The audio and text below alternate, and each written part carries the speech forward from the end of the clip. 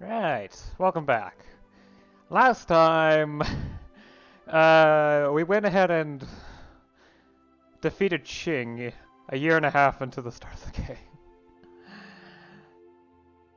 This went way quicker than I had hoped. Absolutely quicker.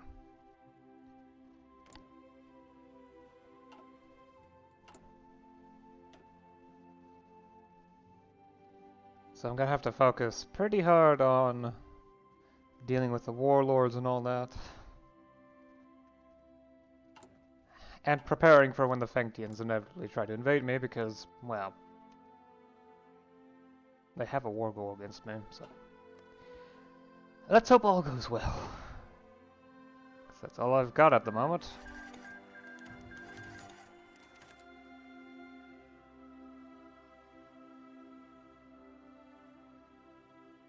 While denounced as an autocratic clique, the chairman of the KMT, Wang Jinwei's party, boasts one of the largest factions within the party. Those that make up his support base within the government include both the Residents faction and the RCA. As such, his clique features its own internal power struggle, as the various factions vie for Wang's favor and approval. The Residents faction, derisively called the Palace faction by his critics, are those who reside with the chairman in his mansion. The main voice of the RF is none other than, well, the Residents faction, is none other than his wife, the ambitious and strong-willed Chen Bijun, who is nicknamed by those within the RCA as Wang Forden, Madame Wang, or Liao Taipo, the old woman, due to her looking older than her husband. A loving couple, she often has her husband's ear and protects his interests even when he is unwilling to do so himself. Additional members, I'm not going to go ahead and say all their names. Bitterly opposing the chairman's wife is none other than the chairman's beloved friend, Qing Government, who is the de facto voice of the RCA, Wang's political followers with the KMT. Nonetheless, Shen and his followers form the radical wing of the RCA.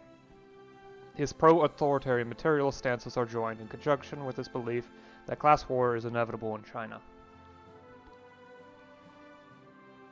He is joined by, those who refuse to adopt Chen's Marxist-oriented worldview and are generally more moderate in their discourse are the RCA moderates led by Gu Mengyu.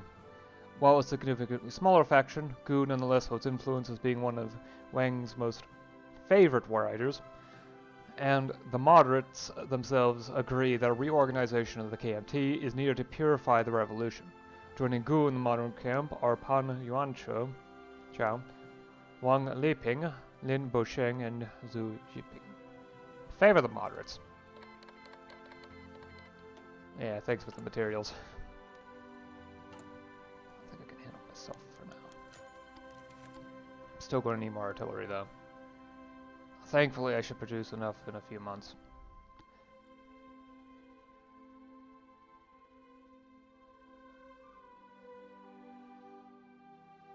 Let's leave a little leeway with art. Sure, it increases radicalism, but space war support is nice.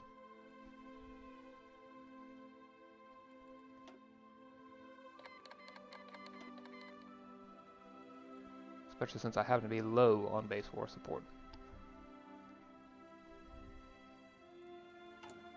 I do have high stability, but yeah. What are Portugal's? Serbia's doing? When did that happen?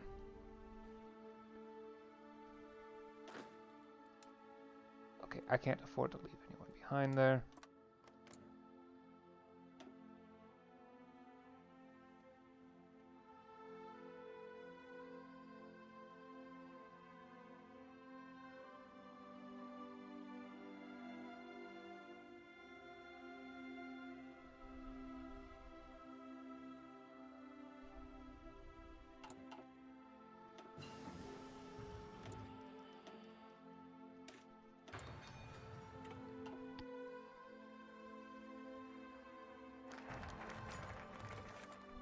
Okay, in May of 1924, the first cadets at Whampoa received political training from Po's newly established political department, inspired by revolutionary trends worldwide.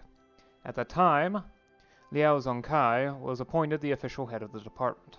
At the same time, prominent party members such as Dai Chitao, Wang Jingwei, and Hu Hanmin were lecturers in political subjects. This first class was routinely given political talks as they were organized into the Model Regiment, the precursor to the NRA's First Army. Let me set up a front line. No, not a front line. An offensive line. There we go. With the re-establishment of Whampoa, the political department has been re-established with General Zhao Enlai once more resuming his position as head of the political department. With the encouragement of some in the RCA and LCS, Zhao has the position to encourage Whampoa's students to read about socialism, the history of the French and British revolutions, and Marxism. Nonetheless, other ideas are flourishing in lectures as well. General Deng Yanda is known to frequently encourage the soldiers to seek the peasants out in the countryside and to live amongst them. Other classes play up the notion of carrying the late Dr. Sun's will with the promise that perhaps the KMT may be successful this time. There have also been lectures by more nationalistic and radical officers who instead focus on revitalizing the revolution against China's true domestic and foreign enemies.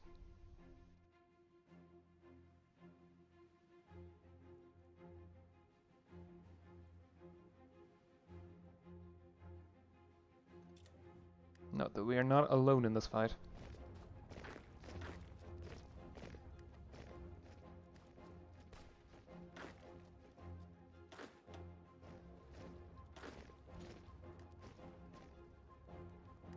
Quick, but I couldn't circle them.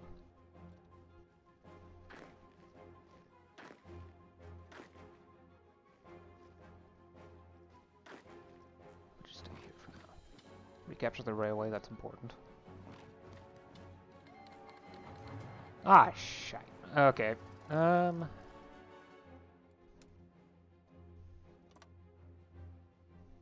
not going to be able to hold Beijing. That's certain.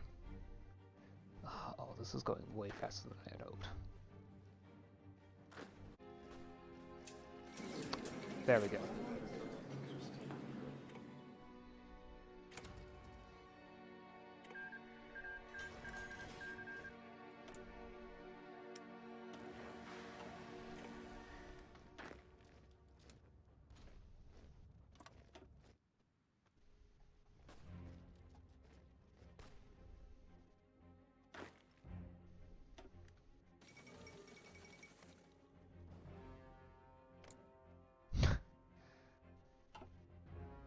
Qing Government declared.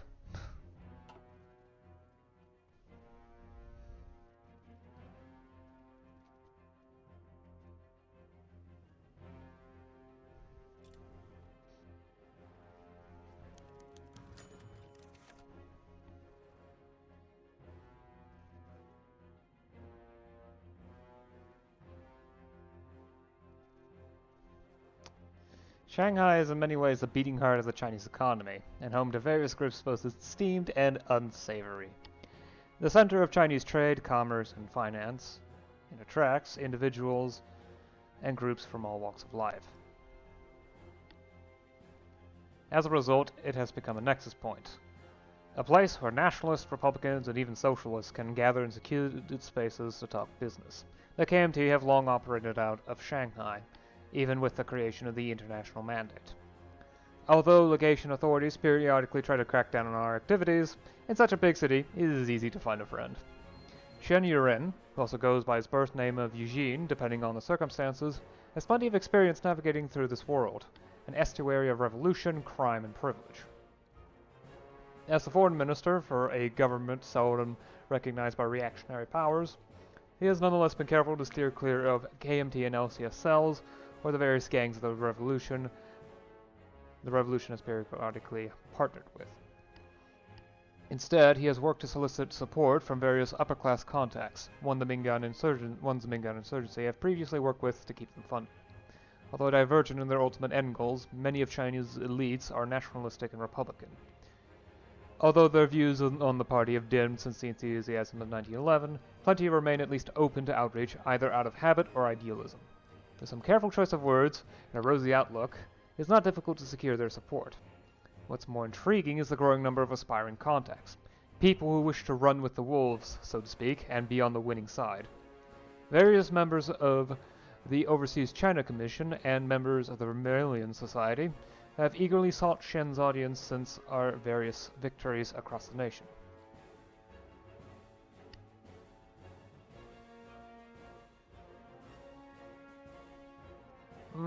Apply tone calculator restraint. Right. Let's push back to this river. I'd like to have Beijing again. I'm still going to have to push.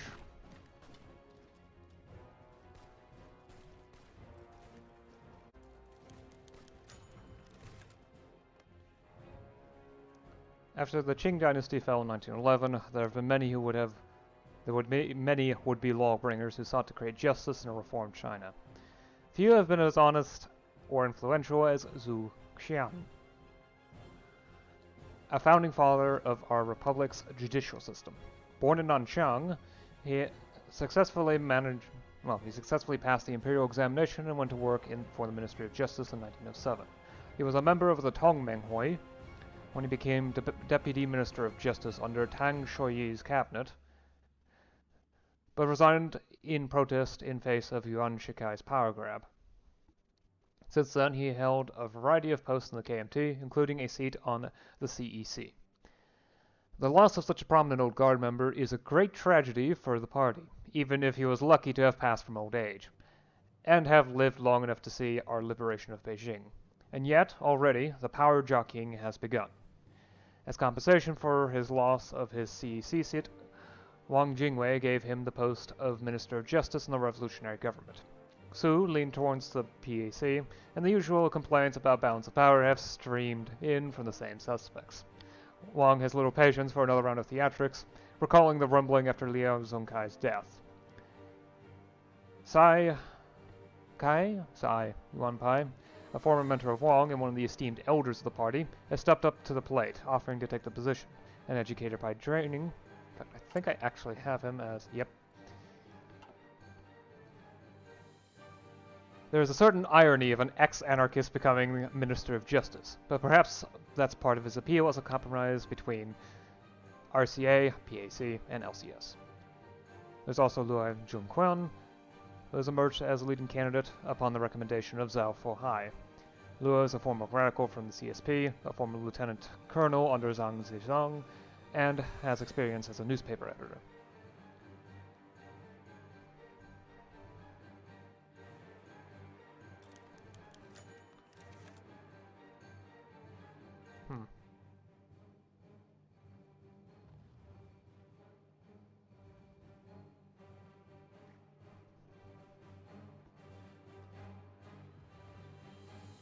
So, should the PAC follow the focus of the peasant agrarian element, the broad democratic element, or the militaristic revolutionary element?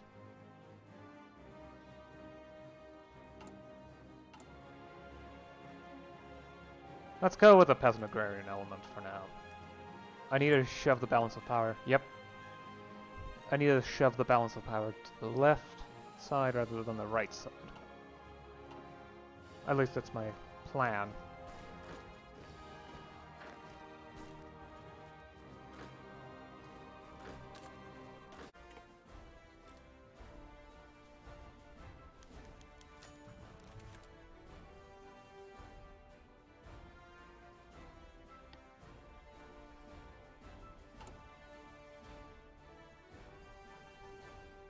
China's industrialization has been uneven and heavily concentrated along the coastal cities, but it has been a long-running process facilitated in part due to external investment. The wealth generated, however, has been extremely unequal, with much of it flowing out of the country and the rest lining the pockets of comprador bourgeoisie, corrupt magistrates, and warlord armies. Little trickled down to the urban poor, and plenty flocked to the socialist cause when they liberated the land. The KMT has sponsored many unions under the banner of their party-controlled National Labor Union Foundation, in the hopes of inspiring urban proletariat to their cause and under an amenable leadership. This pliant relationship has been challenged, however, by the zeal in which many workers and organizers have conducted themselves with. Like a tempest in a bottle, the KMT conquest has been met with the release of considerable pent-up frustration from the working class. Syndicalist groups have jumped on a chance to advance their founding cause, with some reluctance at first, but soon with considerable vigor. The worker is a key pillar in the KMT power base, and its CEC must certainly act quickly to mold the movement before the moment passes. Either they bind the workers together to the party or work to redefine the relationship with their sister party.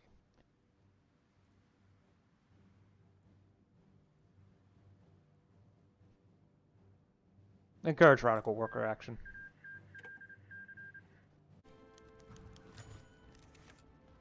The syndicalists flex their muscles. Escalating KMT rhetoric to fire up the proletariat has not gone unnoticed. Talk of class warfare and liberation has brought out a revolutionary energy from the workers that exceeds the eager expectations of even the Marxist-inspired leaders of the party. Although many members of the Young Guard are delighted by this display, seeing it as proof of the KMT's success in bringing a voice to the oppressed, not everyone is as convinced. Particularly odious to a growing chorus of voices within the party is the independent faction actions of the CSP radicals, who have taken upon themselves to reorganize the workers with a conviction that sometimes outstrips even Shen Gongbo's faction. There have been growing discussions about striking against even government-operated industry, which the KMT and even some CSP orthodox leaders maintain works for the betterment of all of China. Worse, the CSP radicals have begun organizing militias of their own.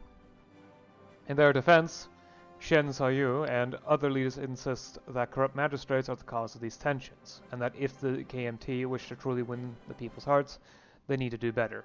Many agrarian, liberal, and nationalist elements have demanded they be reined in for the sake of preserving unity, looking to Deng Yanna to step in their defense. Should he and the PAC fall, there is concern that amidst the rising tensions, they will turn to others for a solution, further dividing the party and pushing it to extremes.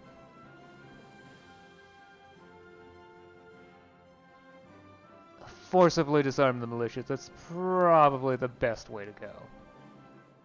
It will cost stability, but I can handle that. If only for a while.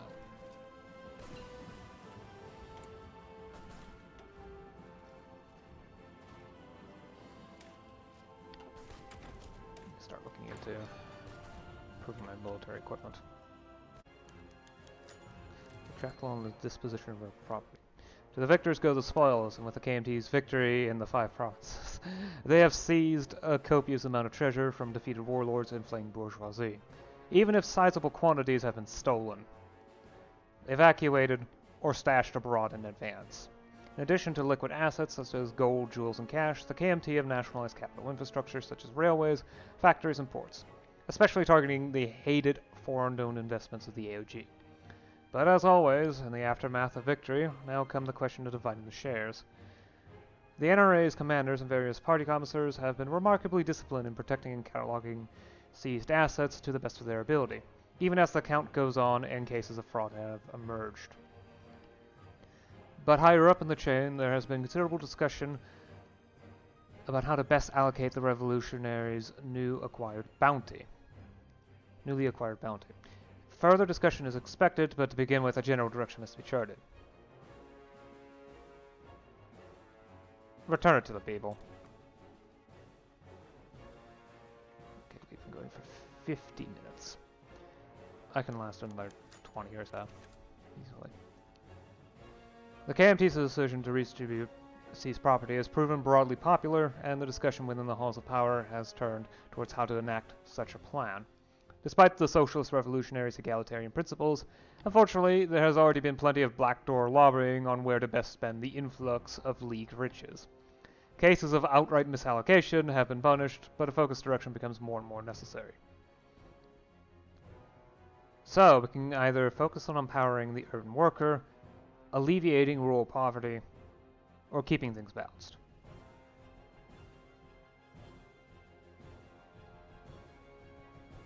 Let's minimize supply consumption and boost the PAC's influence. We're now balanced. Perfectly balanced. Yep. important for first steps, but... Right. Now that things are more stable, I can sit here and wait. They don't seem to have many troops left. They're probably going to focus on rearming and obtaining more.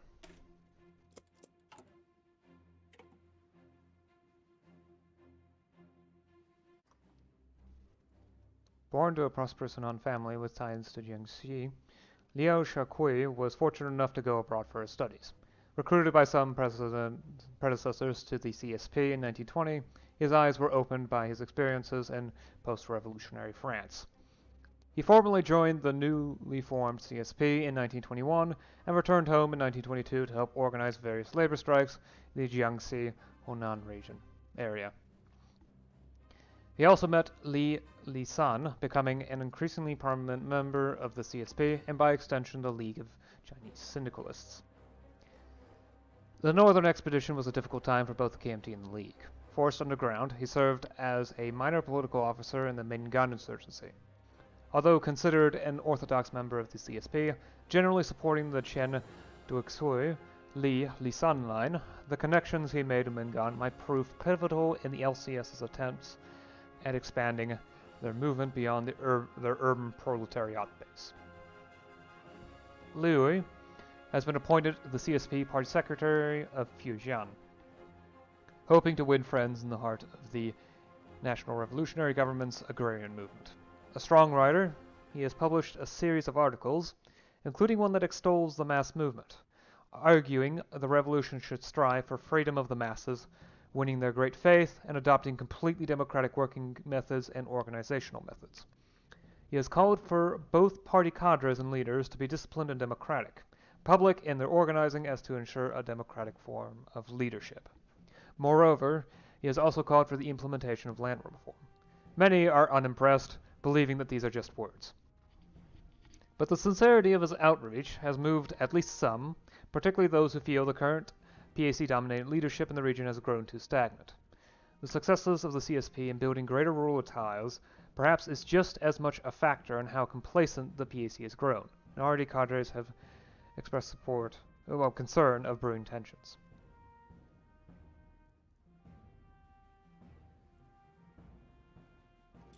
Bridging the urban-rural divide.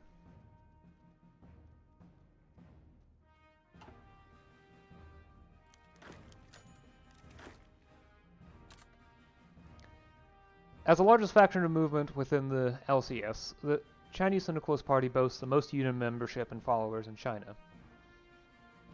With inspiration from the glorious revolutions of Britain and France following the Great War, the old guard of the Chinese Syndicalists, such as party members, believe that in order for the proletarian socialist revolution to happen, the national revolution must be won first. When the KMT was reorganized in 1924, the Syndicalists and the KMT worked together in a pledge of unity, the so-called United Front. Ideally, the orthodox Syndicalists of the CSP envision a system akin to the Commune of France, with unions and councils working together in tandem. The ongoing civic and political turmoil of the French state, however, has led to some doubts towards leadership of the orthodox CSP. Within the LCS, criticisms have come from groups ranging from the anarchists to the radical faction of the CSP, regarding cooperation with the Chinese KMT. To Chen Duoxui, the all-class revolution is the only form of revolution possible for the proletariat at this stage in time.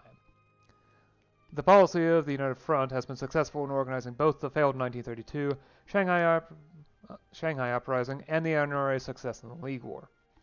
Nonetheless, the Orthodox faction finds themselves pulled at the hems with the KMT's own factional struggle, splitting the LCS's tense coalition.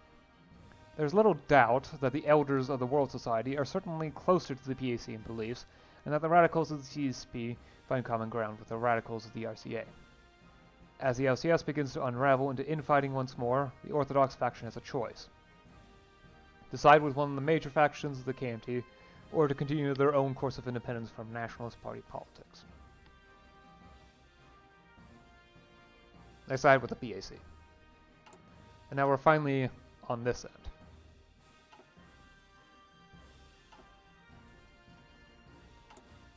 The radical, yeah. Radicalism is extremely low, but it's still too high for the current state if I were to try anything.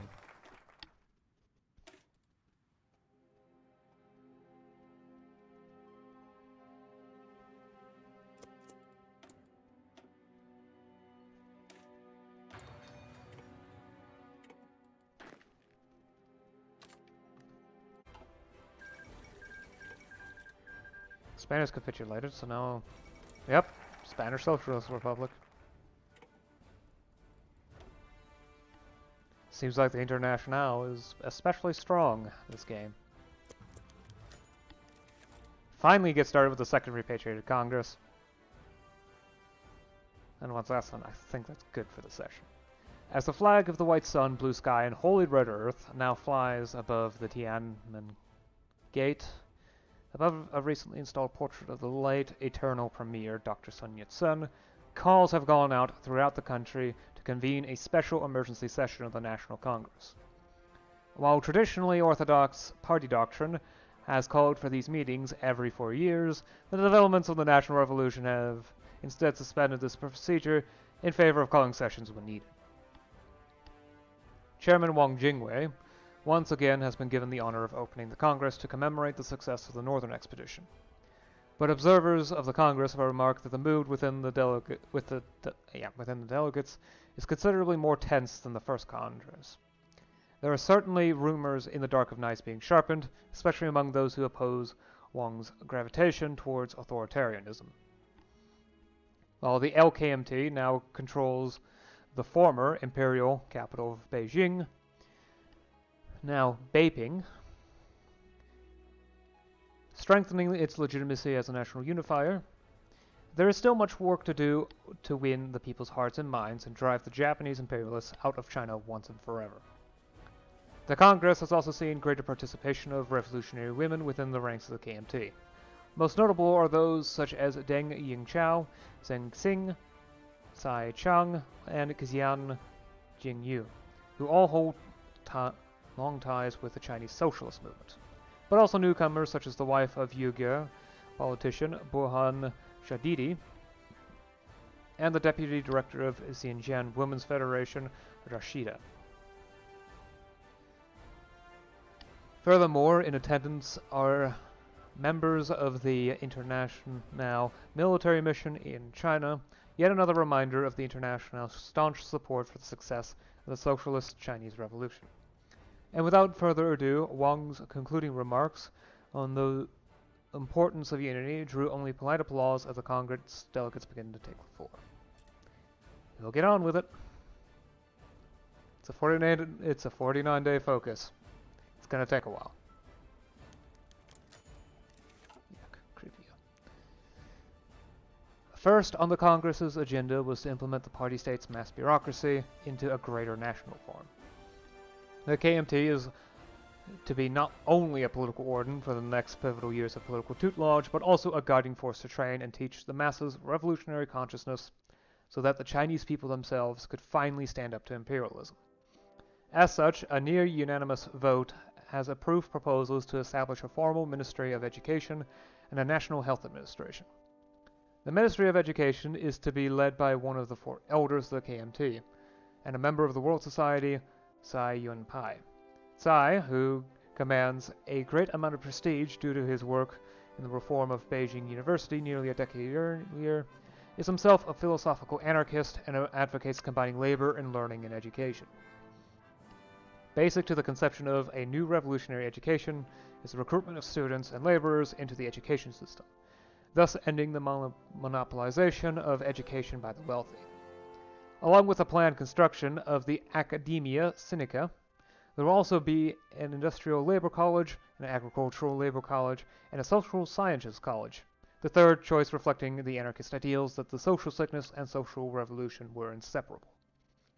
Rural health conditions in the Chinese countryside are utterly deplorable by modern medicine standards. In some cases, midwives resort to using cow dung or mud to stop the bleeding during delivery. Ugh. The promotion of public health is seen not only as an extension of Minsheng, the people's welfare, but also reflects Dr. Sun's belief that a physically strong people could not be so easily conquered.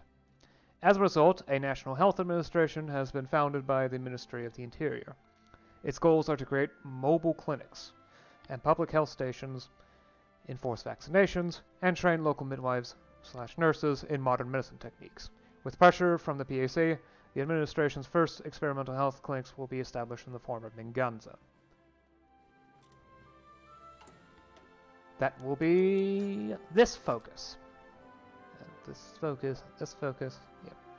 The fate of Puyi, when he was deposed as a child in 1912 and put into de facto house arrest in the Forbidden City, few thought Puyi would ever be a threat. After all, the monarchy was deeply unpopular, and the fledgling republic had far more pressing problems to deal with than a hapless toddler. But alas, strongmen came and went, starting with Yuan Shikai, and many ignorantly attempted to hoist a monarchy on the people. The Germans, in all their arrogance, insisted on restoring Puyi to their so-called birthright, as if the snuffing out of the Xinhai dream could be any more complete. But the Republican dream of freedom did not die with the end of the Northern Expedition. And now, with our republic at last restored across China, there leaves one final matter to attend to as we turn the page in China's story. Puyi has grown into a vile, wicked man, taught little practical skills, and a sadistic, childish personality.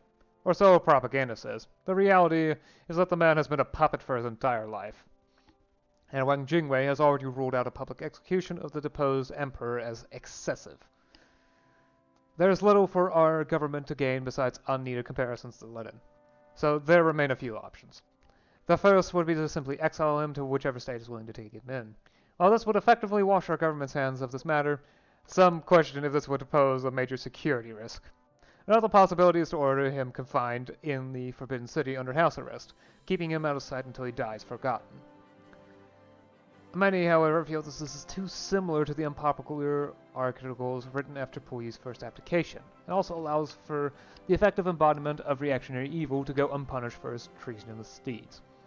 The final, and perhaps most radical proposal, would be to attempt to rehabilitate Puyi. This will entail a substantive effort to retrain the man to live like his fellow citizens as another comrade in a larger revolution.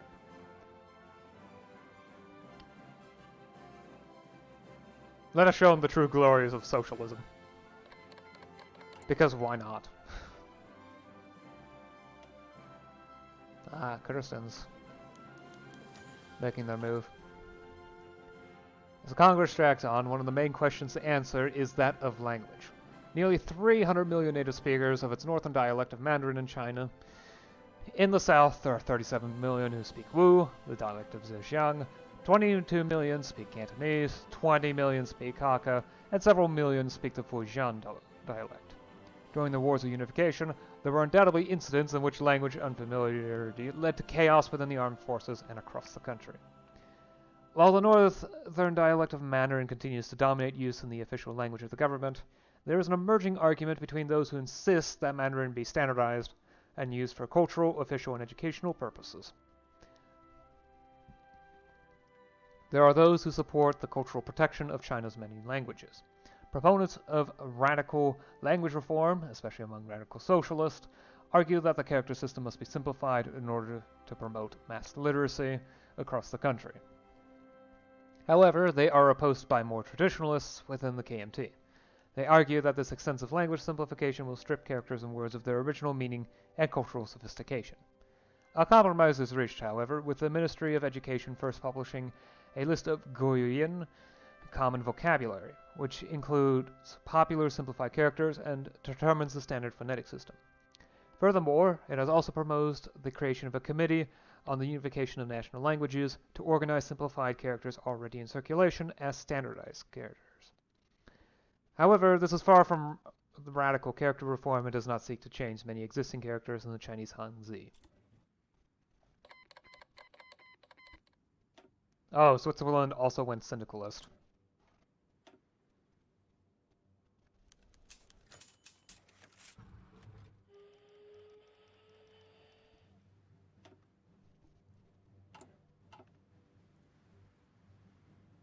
I just got more cores. Excellent. Where though? Probably up here.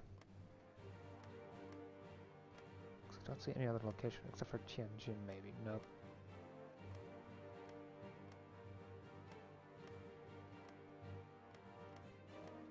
Well, as I get more cores, I'll be able to have more manpower and more factories. Yeah. More civilian factories is excellent. It means I can build more civilian factories, which means I can build more military factories eventually. Years of economic stagnation and government failure has made the Chinese economy an utter laughingstock in the eyes of the modernized and industrialized West. If China is to reassert her historical position as the leading power in Asia, then, like Japan before her, she must take it upon herself to rapidly industrialize and modernize. Leading the discourse on national reconstruction are none other than the CEC members Chen Gongbo and Song Ziwen. Both see China as an economically colonized country forced to let the foreign powers extract her raw materials and invade its market, thus hindering China's own industrial development. They are influenced by international developments in the Commune of France, the Union of Britain, and interestingly enough, even the Russian NRPR movement, to conceptualize a concept of autarkic industrialization or the reorientation of the economy along lines of dirigisme, God, that word, and corporatism. They plan for the development of a National Economic Council, which shall seek to utilize central economic planning, development through centrally managed production teams, the mobilization of agriculture in support of urban industrialization, and a corporatist relationship between governments and private businesses. Allocated by the state, of course. By nationalizing and monopolizing foreign trade, Chen Gongbo has argued that the state will gain additional means to build capital. The ultimate goal of this state capitalist model is to develop the Chinese economy while also preventing the new Chinese Republic from sliding into bourgeois capitalism. Certainly, there may be some capitalists who will grow rich in the process of harnessing private capital, but according to Chen Gongbo, they would not develop sufficient strength to subvert the economic system of the party state. Well, how's that going on today?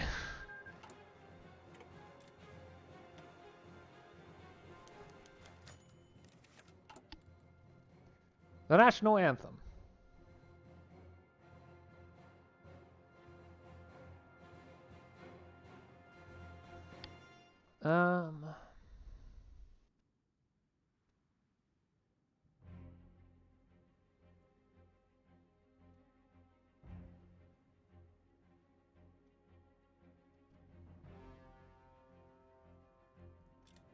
Just the 3 pencils with people. Oh, and if you have the Kaiserreich music mod active, when you select it, it starts playing the song that you picked, which is glorious. Uh-oh.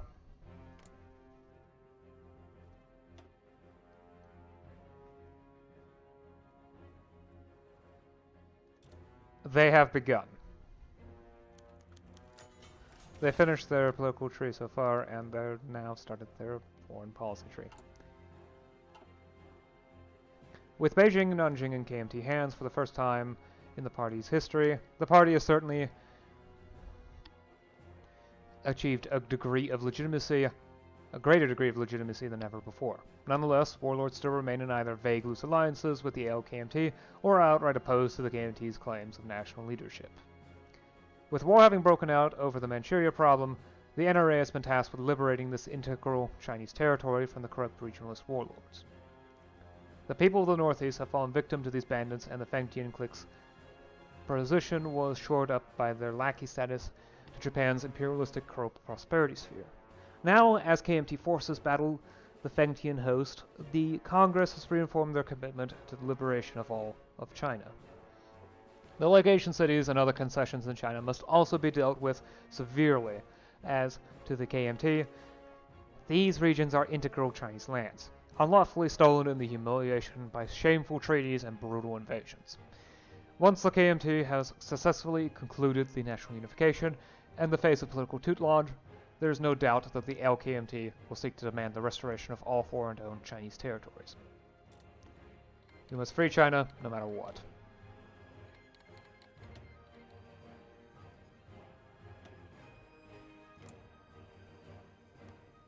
South African Civil War, yep.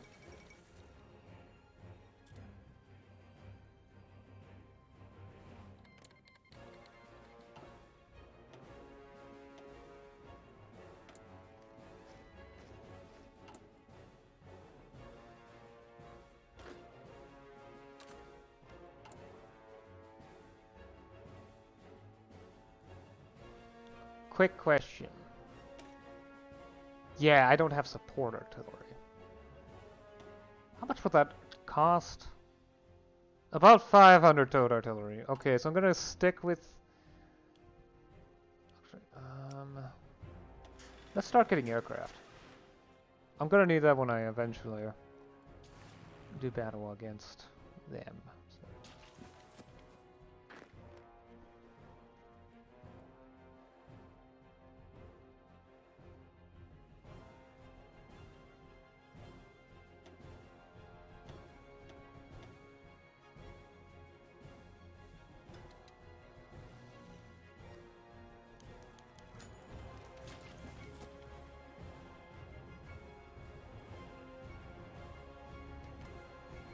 Eventually the Qing Government is going to go ahead and go up against me. Though perhaps they're going to focus on improving things with their military first. Give me more time to prepare.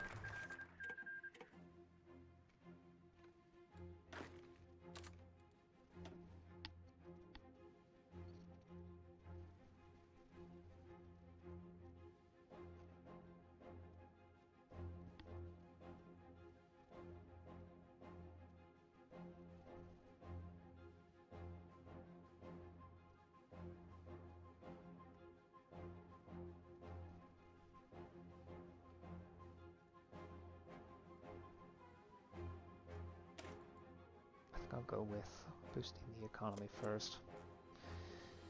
Yeah, and then I'll read the event. Yeah. Chairman Wang Jingwei stepped forward one last time for the conclusion of the party's second Congress, giving an eloquent speech lauding the martyrs and sacrifices made during the second Northern Expedition. From the League War to the capture of Beijing, many revolutionary comrades had fallen along the way, and the fight is far from over. As long as imperialism remains in China, China cannot call herself free. The time has come for the KMT to take up its natural destiny as the true revolutionary vanguard to lead the Chinese people into a new era of respect and prestige. The conclusion of the Second Congress have nonetheless raised some growing, intensifying debates between members of the PAC and the RCA. The shaky united front between the party's major factions as well as the other minor outlying factions of the National Revolution is starting to unravel, as there is no longer such a dominant call for unity. Growing criticism has been levied towards Wang, with many in the PAC worrying, who many in the PAC will worry will simply seek to promulgate tutelage or merely hand over power nepotistically to his friends and family. Chen Gongbo has not been unrelenting at all in his insults at Deng Yanda, with Chen likening Deng and his military circles to a Bonapartist, and arguing that the PAC will not bring about democracy, but rather years of military rule. All the while, what was once mere hushes has grown significantly in some extremist circles of the NRA, talks of radicalism brewing if the party's leadership cannot resolve itself. Still, there is much to be done before the KMT can truly settle down. The National Revolution must continue on, and the phase of tutelage cannot end until imperialism is firmly driven out of the country. We have a lot of work to do, but it must be handled next time. So, yeah, the Kuomintang almost immediately declared war on me after, yeah, it really almost immediately. I was not expecting that. And then the Fectians came in, which I was expecting, but wasn't particularly prepared for at the moment. I was hoping they'd wait a little longer, but yeah. Thankfully, I was able to defeat them. The Ma clique were defeated in their war against Mongolia and Tibet, but they were willing to ally with me specifically, so that's good.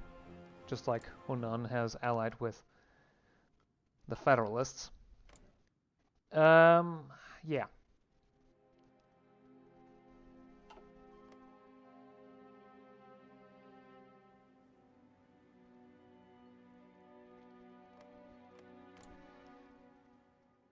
Well, this war has been going on for a while. Looks like Guangxi is going to win, which would push the right NRA out of the game. Still a Federalist, though. And they will eventually declare war on Guangxi, I just don't know when. Yeah. They also are one focus away from declaring war at me at any time, which is why I have troops on their border.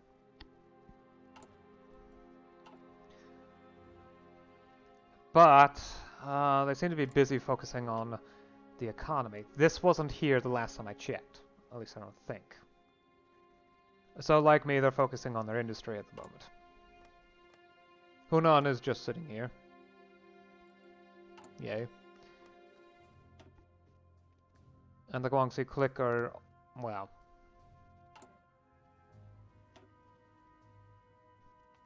doing the thing. They have not actually focused on the military at all. Instead, on the political, diplomatic tree, and the industrial tree, economic tree. The national government has been focusing on their political tree mostly, and have started working on the military tree. So, Fangtian's, well, mainly economic, which is good. Good for me anyway, because once I eventually conquer them, they'll have more industry for me to use.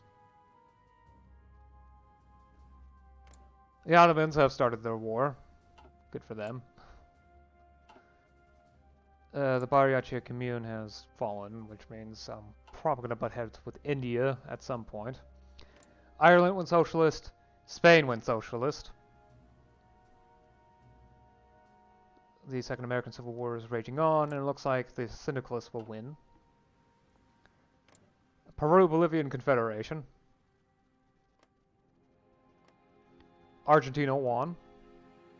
I don't think they've picked a side yet. Oh no, they have. The Ugaristas. Okay. They will eventually create the South American Socialist States.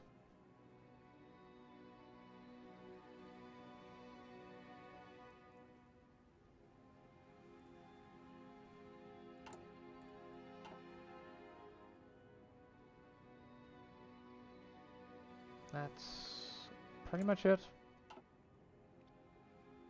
Yeah. Oh, and Japan has finally started on their foreign policy tree. Yay!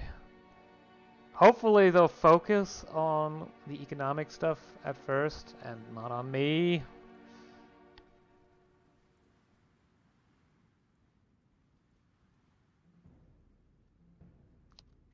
Yeah.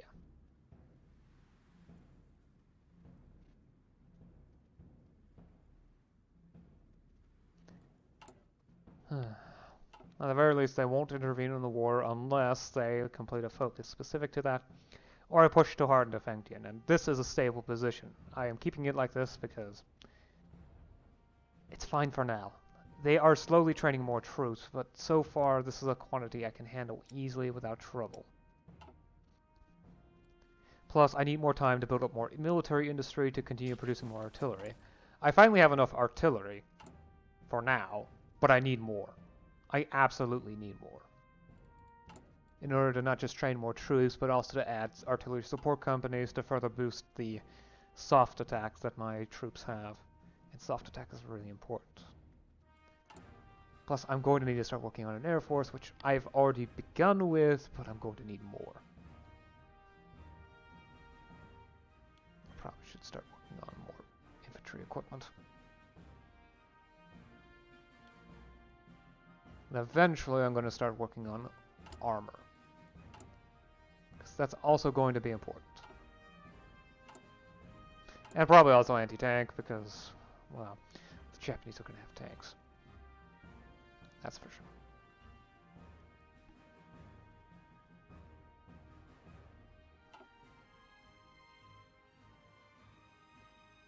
And that's about it. It's 1939, and I'm in the second half of... I entered the second half of Phase 3, and literally a month after the conclusion of Phase 2. I'm going way too fast through all this. I was not expecting it to be in this state. Yeah, I need to fix the economy.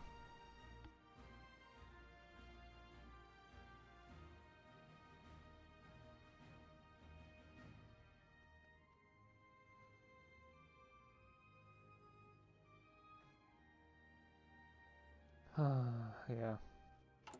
Right. But I've gone on long enough. Absolutely. I'll see you again next time. Until then.